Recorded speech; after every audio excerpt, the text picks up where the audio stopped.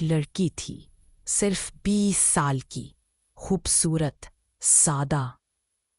شادی کے بعد سسرال آئی تو دل میں بس یہی خواہش تھی کہ سب کو راضی رکھے، سب کا دل جیتے۔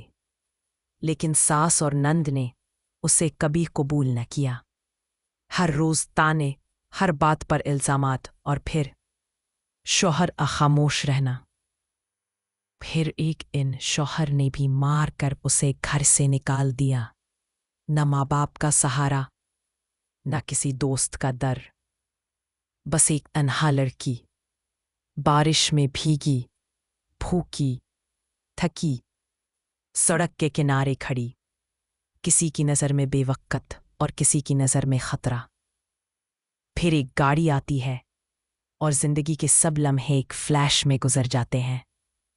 وہ لڑکی جو زندگی بھر خاموش رہی، آج ہمیشہ کے لیے خاموش ہو گئی۔